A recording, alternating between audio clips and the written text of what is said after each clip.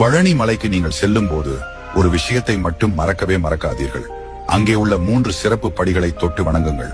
அவை சாதாரண படிகள் அல்ல, ஆழ்ந்த ஆன்மீக சக்தி நிறைந்த மர்ம படிகள். இப்பொழுது கவனமாக கேளுங்கள். முதலில் 48வது படி. மழையின் உயரம், காற்றின் ஓட்டம், சூரிய ஒளி இவை அனைத்தும் ஒன்றாக சந்திக்கும் இடம்தான் இந்த படி. பலர் இந்த படியை ஏறும்போது திடீரென சோர்வடைவதோ அல்லது சொல்ல முடியாத அமைதியில் மூழ்கி விடுவதோ நடக்கும். சிலருக்கு அங்கே அமர்ந்து தியானிக்க வேண்டும் போலவே தோன்றும். அடுத்தது 78வது படி.